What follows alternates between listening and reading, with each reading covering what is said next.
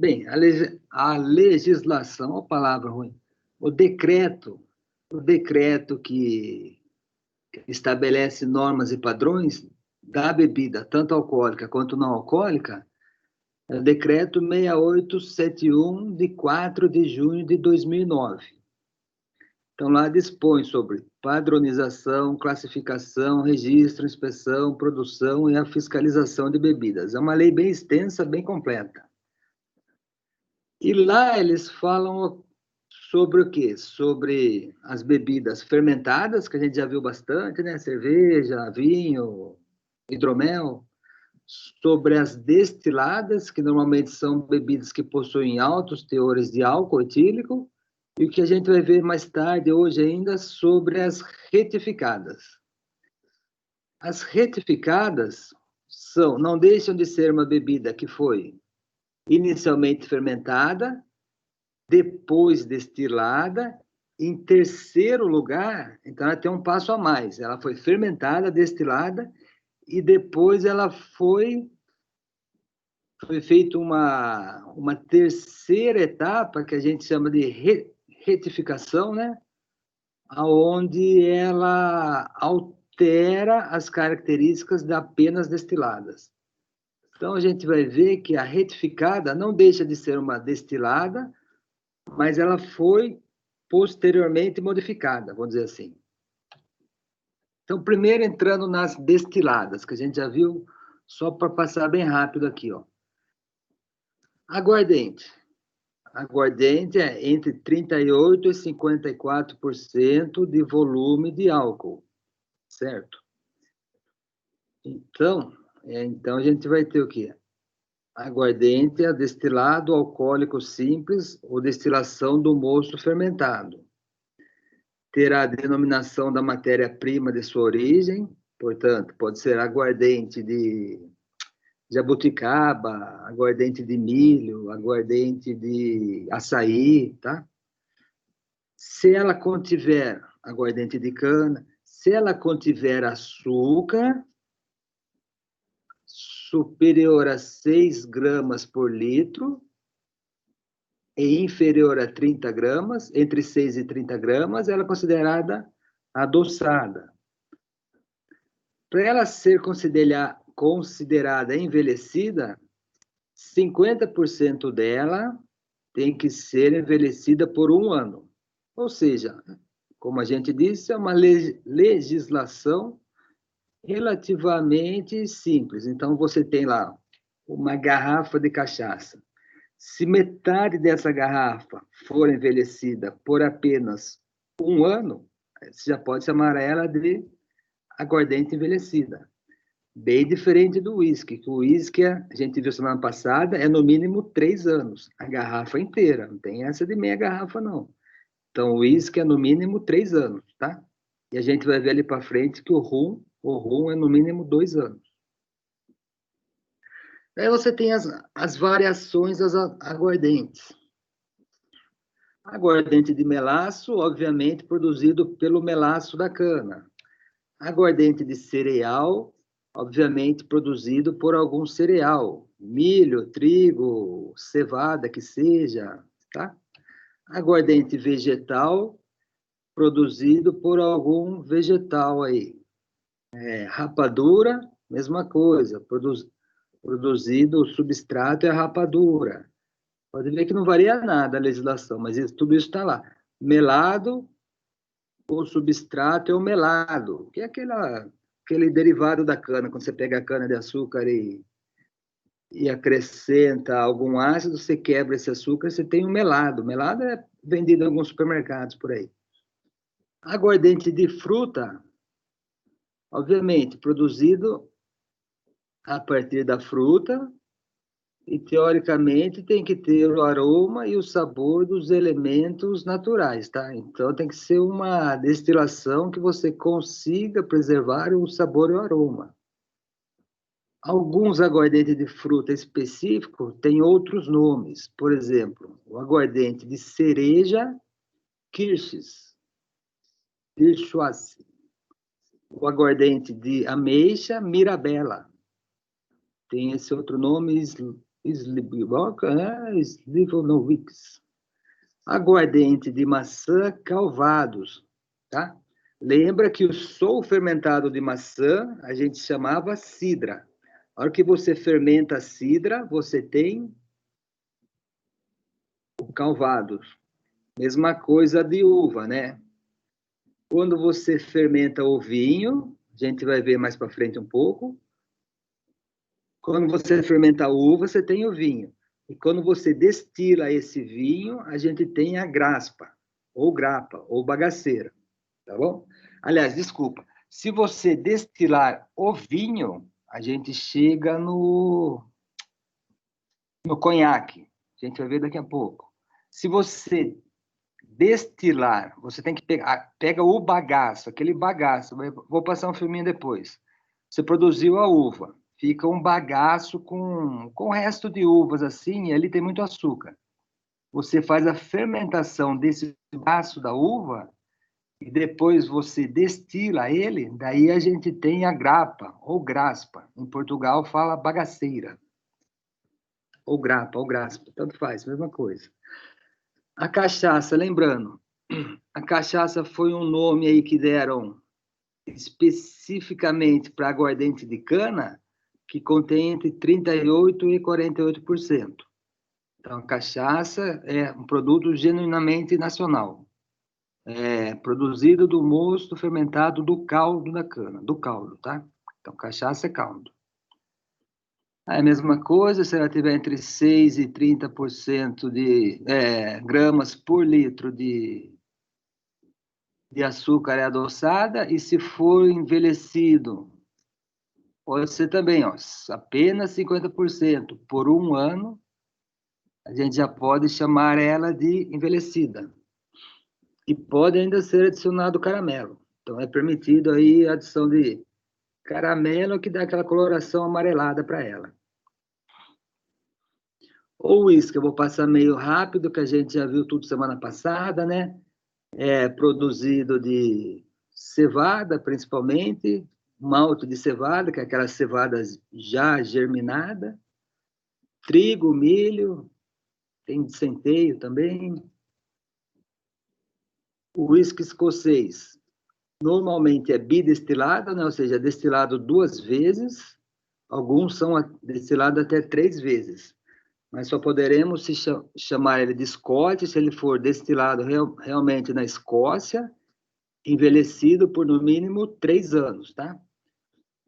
O uísque irlandês, também destilado 2 ou 3 vezes, bidestilado, que a gente fala, ou tridestilado, né? Envelhecido em madeira por no mínimo 3 anos. O americano,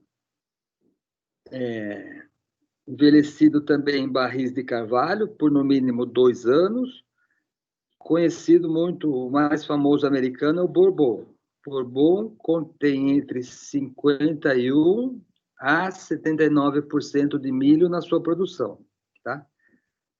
Se ele for feito com acima de 80% de milho, 82% até 100% de milho, ele já vai se chamar corn, C-O-R-N, já não é Bourbon. O rye é o quê? É o de centeio. Então, no mínimo, 51% de centeio. Whisky tipo rye, R-Y-E. E tem algumas... Bem, isso daqui já é legislação nacional, né? Quer dizer, tudo isso é legislação nacional, mas aqui algumas ressalvas aqui para o Brasil. Puro malte, o puro malte whisky, elaborado a partir de malte envelhecido, blended ou whisky cortado, pode ser comercializado tendo 30% de destilado de malte envelhecido de whisky. Esse foi o que eu falei da falha da nossa lei, né? Então, você pode ter um whisky que é 30% de whisky realmente, e acrescentado de até 70% de álcool etílico potável, que infelizmente não precisa ser envelhecido. Então, você pode ter um whisky com Você pode ter uma garrafa com 30% de uísque, acrescentado de até 70% de álcool etílico potável. Como ele nem fala aqui, né, que tipo de álcool, pode ser até, ó, com destilado alcoólico simples de cereais. Ah, tá, álcool de cereais, né, pelo menos isso, tá? Então, você produz aí um blend aí com 30% de uísque realmente envelhecido, tudo certinho, e pode acrescentar até 70%. Só que daí você tem que chamar ele de uísque cortado ou blend uísque, tá? Vai poder chamar, obviamente, de Scott uísque, nem de Bourbon. Uísque de cereais, o grão uísque. Quando for produzido por cereais, esse aqui ele não especifica, então não precisa ser necessariamente um malte, né, de cevada, tá? Então você pode fazer um blend aí com malte de cevada e outro cereal, milho, trigo, centeio, destilar, tal, daí você vai ter o uísque de cereais. O Bourbon, o nosso Bourbon nacional, é a bebida com 50% de milho, 50% de milho, envelhecido por 2 anos, adicionado ou não de álcool etílico potável. Então, você pode fazer um whisky que é realmente Bourbon, metade do whisky é Bourbon, realmente, envelhecido, tal, tudo certinho, e acrescentar 50% de álcool etílico potável de origem agrícola, que não necessariamente precisa ser envelhecido. Então, aí você faz esse blend aí, né? Então, você pode comprar o Bourbon original, misturar com 50% de álcool e chamar ele de Bourbon ainda. Isso só no Brasil, né? Não sei outros países aí como que é, mas na legislação nacional ainda permite isso, você ter 50% de Bourbon e chamá-lo de Bourbon. Os processos, só lembrando a aula passada, malteação, fermentação, malteação, braçagem, né, que é a quebra do amido em açúcar, fermentação para a levedura, depois destilação, seguida do envelhecimento. Conhaque, aqui tem a região de Conhaque, ó. Então, lá na França, você tem essa pequena região aqui, exatamente uma região central ali da França, né? E o conhaque é o quê? É um destilado obtido do fermentado de uvas brancas. Então, realmente, aqui você faz um vinho, tá? Um vinho com uvas brancas, um vinho mesmo. E daí você destila ele e envelhece por 2 anos, certo? Se ele for produzido ali na cidade de Cognac, na França, ou de regiões adjacentes, aí sim podemos chamá-lo de conhaque. Então, aí lá, o destilador lá em cima, envelhecido por 2 anos, né? Normalmente alambicado em alambiques de cobre. Tequila. Tequila é o destilado obtido alcoólico simples da agave, o mosto fermentado da agave. A gente viu a foto dela semana passada. Podendo ser envelhecida, podendo ser acrescentado caramelos, né? Pode ser adicionada de álcool etílico, com volume de até 50%. Então, aqui a gente pode ainda comprar tequila, adicionar metade de álcool dela e chamar de tequila ainda. Tiquira. Tiquira é o destilado alcoólico da mandioca. Então, quando você fermenta a mandioca, a gente tem o cauim. E a hora que a gente destila o cauim, a gente já tem a tiquira. Tiquira. Pode ser adicionada a mesma coisa, até 30 gramas, entre 6 e 30 gramas por litro de açúcar, igual às outras bebidas, a gente chama ela de tiquira adoçada. Esse xoxo é feito do arroz, né? Mas também pode ser adicionado a esse arroz tubérculo, no caso batata, vamos supor, uma raiz amilácea, uma mandioca, aí que seja, um cereal. O cereal é milho, própria cevada, tá? Então, não necessariamente só do arroz, tá? Então, você pega o arroz, faz... Se você só fermentar ela, a gente tem a... Nossa, toda hora chama o nome. Aquela bebida japonesa só fermentada, é o saquê, tá? Então, se você só fermentar o arroz, o saquê. Se você destilar o arroz, sochu, não sei como fala. Daí pode a mesma coisa, ó. Você pode adoçar ele e envelhecer 50% em um ano e acrescentar caramelo também na correção da cor. O araque, entre 36% e 54%, alcoólico, simples, potável, de origem agrícola, de extrato de substância vegetal aromática. Então, antes da destilação, você adiciona extrato vegetal, que no caso do araque eu não sei exatamente qual que é. Mas você adiciona alguns vegetais lá e coloca ele para destilar, antes da destilação. Aí você tem o tal do araque. O rum. O rum, no final da aula eu vou passar um filminho sobre o rum, tá? Então, é uma bebida, o rum, que é inicialmente produzida ali na América Central, certo? Que se tem o México e tal, Cuba, que se tem Cuba, Haiti, República Dominicana, Porto Rico, aqui já os Estados Unidos, Flórida, né? Bahamas. Então, o rum é proveniente da cana, feito a partir da cana, tá? Então, você pode utilizar tanto o melaço, que é o que sobra da fabricação do açúcar, o resíduo, né? Quanto o próprio caldo, igual na cachaça, como uma mistura de melaço com cachaça. De melaço com caldo, desculpa. Então, o rum vai ter entre 35 e 54 de volume de álcool, né? Sendo o quê? Envelhecido, no caso brasileiro, total ou parcialmente em recipiente de carvalho. Você tem 3 tipos de rum. Para você chamar ele de envelhecido, tem que ser envelhecido por no mínimo 2 anos. Então, esse pelo menos é uma diferença da cachaça, que a cachaça com um ano já pode ser mais envelhecida. Então, o rum pelo menos precisa envelhecer um pouco mais aí.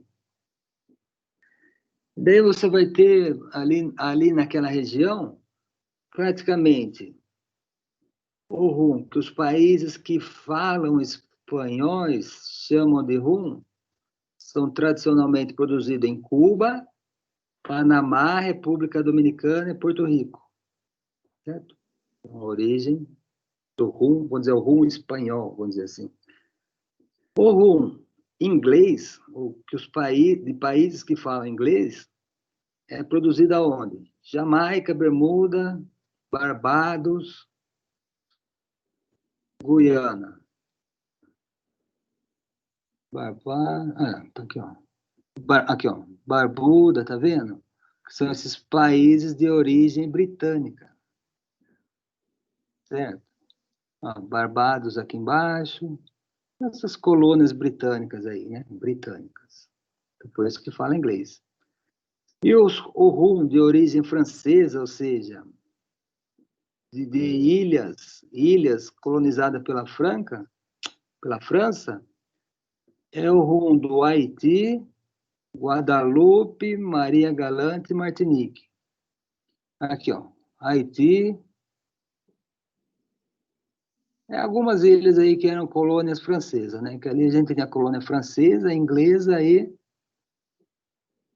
espanhola. Certo? Então, cada um tem as suas características, vamos dizer assim, peculiares, né? Aí, ó, moeda, mas são feitas em condições, né? Um pouco aí, destilador aqui. Então, esse é o rum. Mas depois a gente vai passar um filminho no final sobre o rum Bacardi. Bacardi, que é uma fábrica enorme que tem ali na América Central. Bacardi, tá bom? Então, agora, entrando, falando um pouco mais aí, entrando em bebidas retificadas.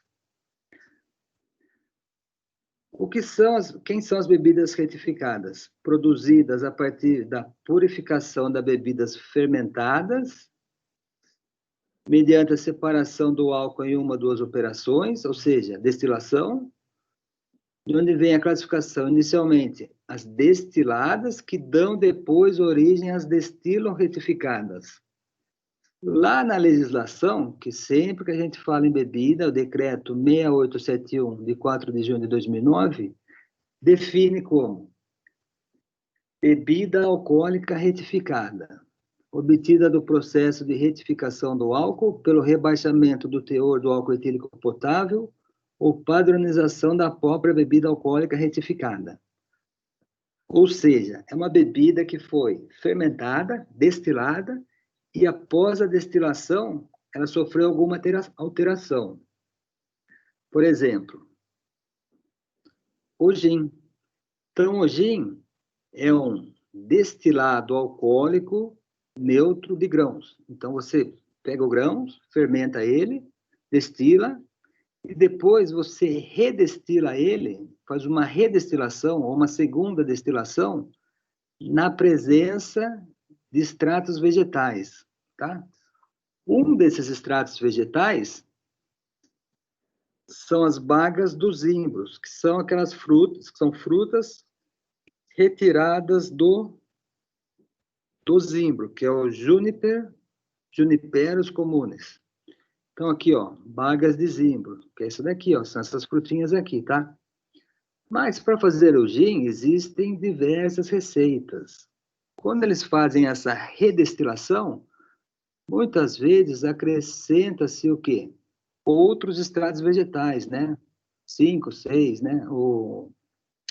Alguns famosos, outros menos famosos aí, mas a gente vê o quê? Que tem presença de casca de árvores, né? Às vezes canela, várias substâncias vegetais aí que são acrescentadas. Então, como que a gente faz o gin? Tá aqui o gin. Então, você fermentou, destilou ele, aqui está o alambique, ó. Repare, no alambique, o destilado leva para um segundo alambique. Nesse segundo alambique que ocorre uma redestilação, só que aqui na presença do quê? Dos extratos vegetais, das bagas do zimbro lá, que é muito famosa, né? E além dela, diversas substâncias vegetais aí, que vão dar gosto, tudo bem? Então, você necessariamente tem que redestilar ele, ou seja, você destila duas vezes. Muitos produtores já compram o álcool neutro, o álcool potável, né, filtrado e com pH neutro, certo?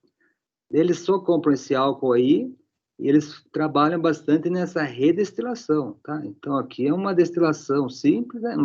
Mas aqui ela fica algum tempo. Perceba que o álcool está vindo para cá evaporando, aqui nessa setinha, e a hora que ele passa por aqui, ele leva junto, ele arrasta o sabor dos extratos vegetais com ele, para daí depois você condensar, e aqui embaixo você tem a bebida, que entrou um álcool neutro e saiu um álcool neutro com os extratos vegetais, com o gosto das vegetais, por isso que é retificado.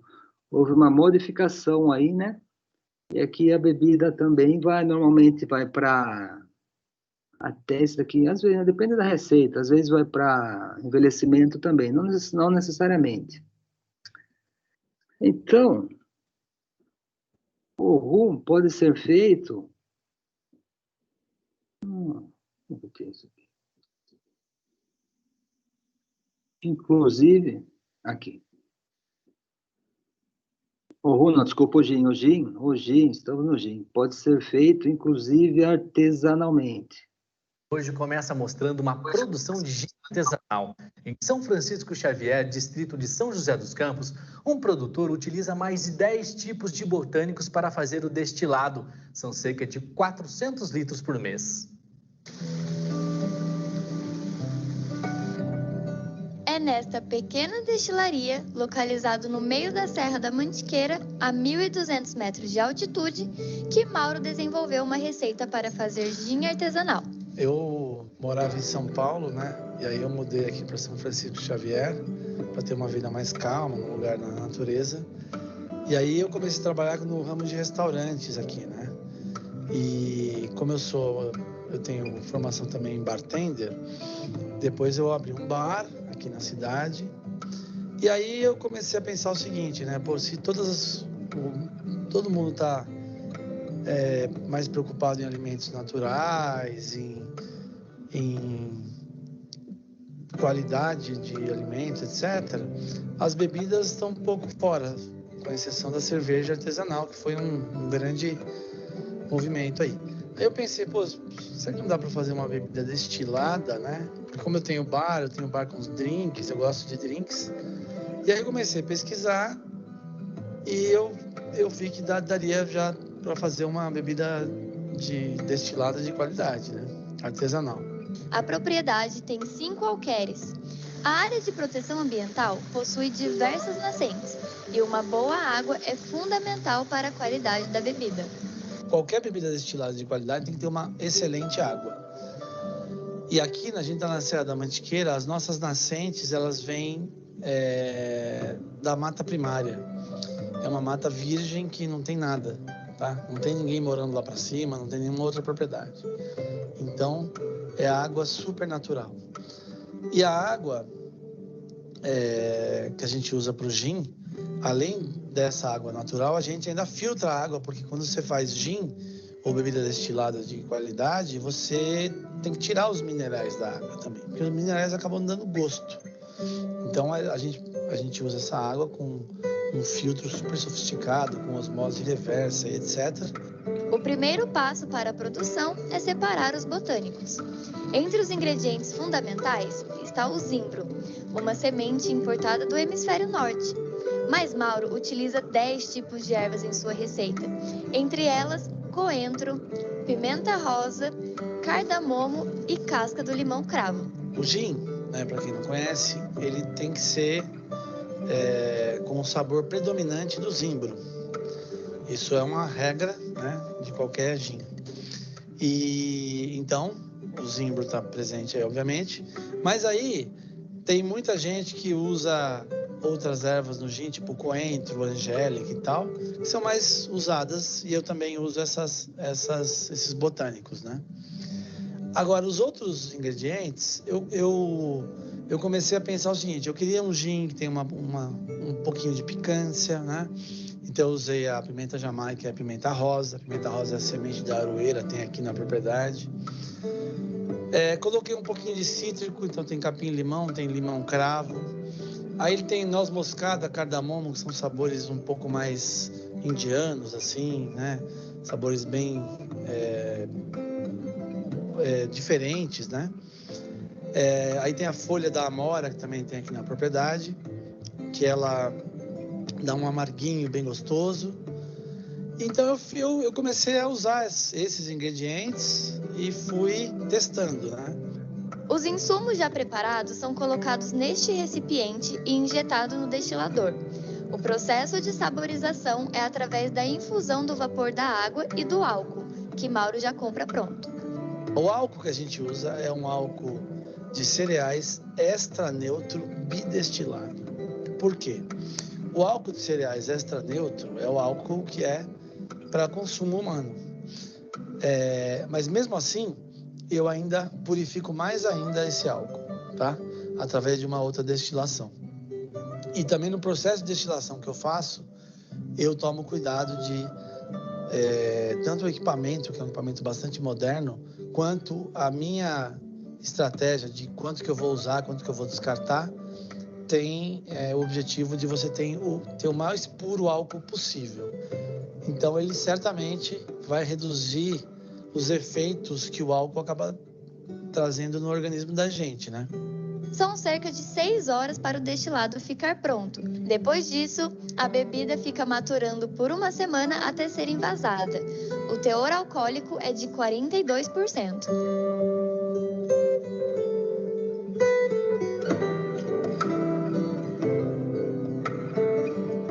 Além de se preocupar com a qualidade dos ingredientes e com o processo de produção, Mauro também valorizou a aparência do produto.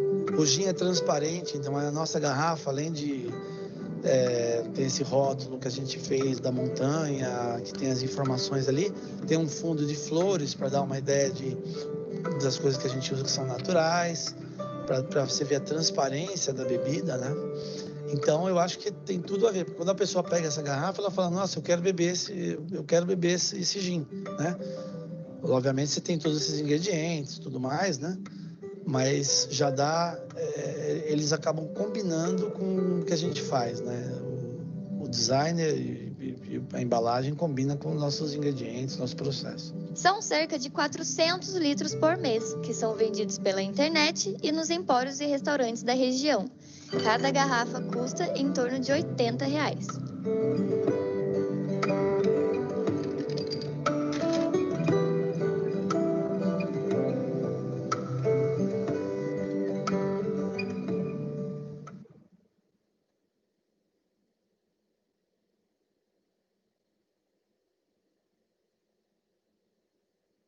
Então, aí, o gin, né? Deu para perceber que ele compra o álcool. O álcool é fácil de encontrar. Álcool de cereais em qualquer lugar aí, é fácil de encontrar, né? Um álcool neutro já, ele faz uma redestilação e depois deixa em infusão. Infusão, ele trabalha com 6 horas, mas esse período pode ser variado, né? E o coentro, que eu estava esquecendo o nome, é muito utilizado, né? Coentro, a baga de zimbro é obrigatória ter pelo menos um pouco ali. E daí você pode trabalhar com canela, ele trabalha com casca do limão, né? Do limão cravo. Daí cada receita vai ter a sua forma, não é isso? Gin há 3 anos é outro... e eu vou mostrar para vocês como que é o processo de fabricação dessa bebida.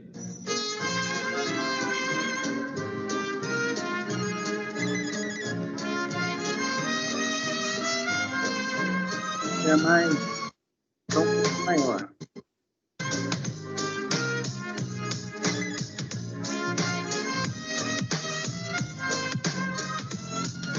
Na verdade, o gin surgiu no século XVIII, né?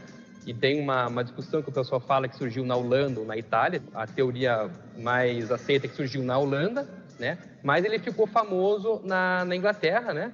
E a rainha, até hoje, bebe o seu gin todos os dias. De 2000 para cá, voltou muito forte a hotelaria, porque está se valorizando mais a questão de você fazer um produto artesanal, você preparar um drink na frente do cliente. Então, essa questão de fast food, comida rápida, tudo pronto, deixou de ser a moda, que era na década de 90, começo do ano 2000, para uma coisa assim um pouco mais artesanal, valorizar o tempo da pessoa, fazer um drink e degustar uma boa bebida. O gin é uma bebida extremamente versátil, principalmente na coquetelaria hoje. Você consegue fazer diversos drinks com gin. O mais famoso é o gin tônica. Outro muito famoso é o dry martini, o drink do James Bond. Outros que o pessoal não conhece tanto, que é o Southside, que é um drink com suco de limão, xarope de açúcar e hortelã, e outros vários que existem.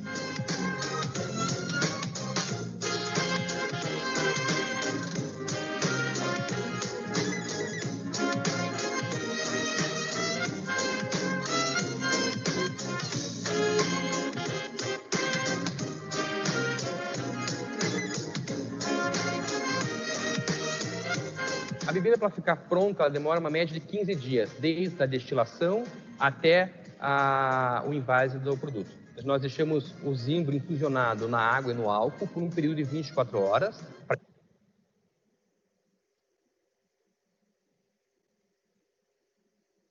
Então, aí já dá para perceber que, diferente do outro que fazia em 6 horas, a dele já demora um período maior, né? Mais um pouco mais complexo. Né? E os aromas também. E depois, nós adicionamos o restante por um período de 24 horas para extrair todo o gosto do zimbro, né? E os aromas também.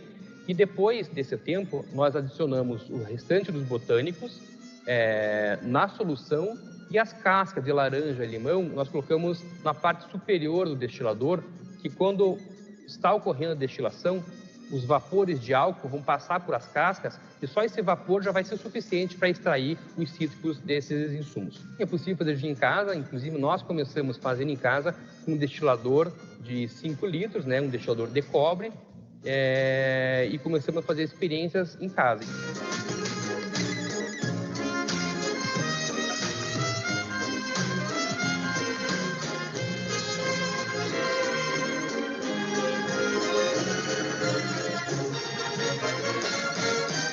O gin, ele é um destilado de álcool de cereais, adicionado de zimbro, que é a matéria-prima principal do gin, que por lei ele tem que ter gosto e aroma desse botânico.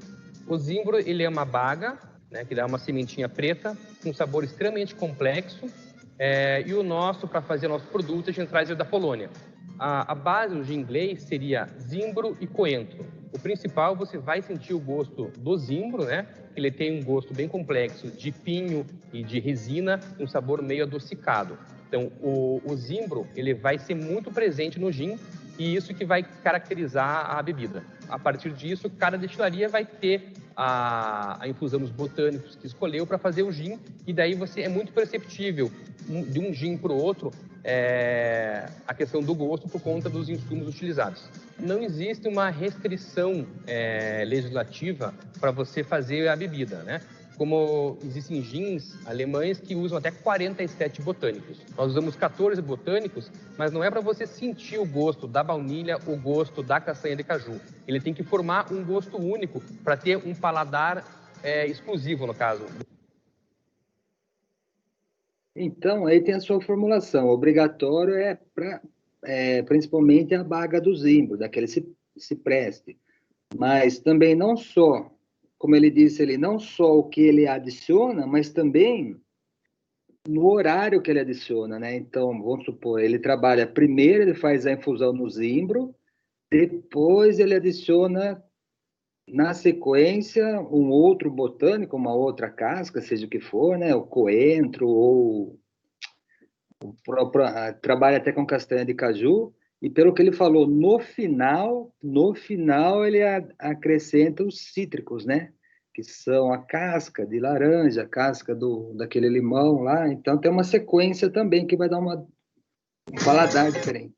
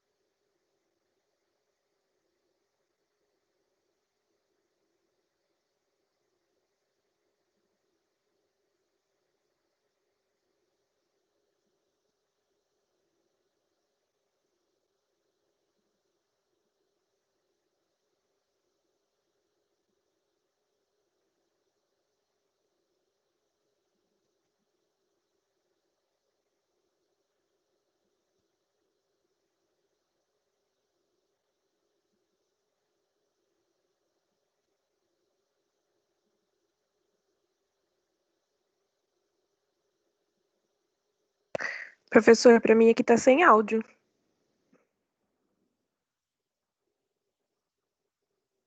Eita, desculpa. Eu também, Ah, estou eu sem estava com o áudio. áudio.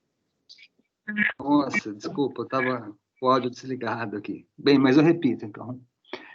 Eu estava falando da vodka, tá? Até o gin vocês escutaram, né? O problema foi a vodka.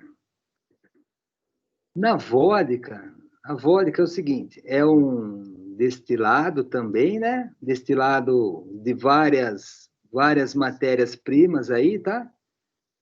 A diferença dela para vamos dizer, para uma aguardente, é que ela é filtrada, tá? Então, normalmente, falou vodka, é algum produto, algum cereal que foi fermentado, destilado, mas depois você filtrou ele também, ou seja, não foi apenas destilado, teve essa modificação, por isso que a gente chama ele de retificado, certo? As matérias-primas podem ser sorgo, milho, centeio, trigo. Algumas são elaboradas de batata, melaço, uvas, beterrabas, tá? Essa polonesa produzida a partir de açúcar cristal. Então não é apenas destilada, né? E tem essas comerciais aqui que foram o quê? Fermentadas, destiladas e depois acrescentados os aromatizantes. Nesse caso, a gente tem a famosa Absolute. Então, você vai ter lá vodka de pera, vodka de baunilha, vodka de chocolate, vodka de mel. Então, por isso que a gente chama ela de retificadas. Ela foi fermentada, destilada, filtrada e depois acrescentado após estar destilada, foi acrescentado aí algum saborizante, né? Algum flavor aí, semelhante ao gin. Então, o flavor, o saborizante é acrescentado após a destilação, tá? Então, por isso que a gente fala retificada. Então, a vodka e o gin são os mais conhecidos aí, né? Daí a gente tem também o Steinegger, né? Que é 35% a 54%. Também, igual ao gin, contém o quê? Bagas de zimbro, tudo bem? Então, os juniperos comunes, tá? Então, só que nesse caso, as bagas são acrescentadas ao mosto, então acrescentada lá na frente, antes da fermentação. Genebra, também acrescentada da tal da baga de zimbro, né? A mesma aqui do gin, a mesma da coisa, do Steinegger, podendo ser misturado ou não com álcool etílico de origem agrícola, Genebra com entre 35% a 54% de volume. Aí a gente cai um pouco nesse caso, a gente cai um pouco na permissão, ou seja, que a lei permite, às vezes, que a mesma bebida tenha 2 ou 3 nomes diferentes, né? Lembra do rum, da cachaça poder ser chamada de rum, e do rum, ou de aguardente, ou de cachaça, né? A mesma bebida aí pode ter 3 nomes, né? Aqui a gente cai um pouco nessa, tá? Nessa mistura de Genebra com Steinegger, né? Aquavit. Aquavit já é na presença de sementes da alcarávia. Então, a característica dela, essa semente aqui, pela aromatização do álcool etílico potagem retificado, né, com extrato de semente da alcarávia. Então, depois de você ter o álcool etílico, você retifica ele, né, faz aquele processo que a gente viu ali no filminho, na presença dessa semente aqui. E a gente tem o Aquavit, pouco famoso também, vamos dizer assim, né?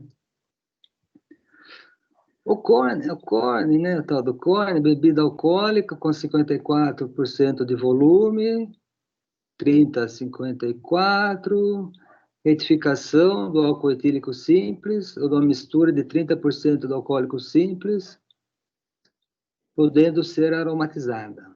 Normalmente aromatizada, né? Com substâncias de origem vegetal. E para finalizar, se ele não fala nada, é um destilado alcoólico simples. Bebida alcoólica com 54. Ah, tá.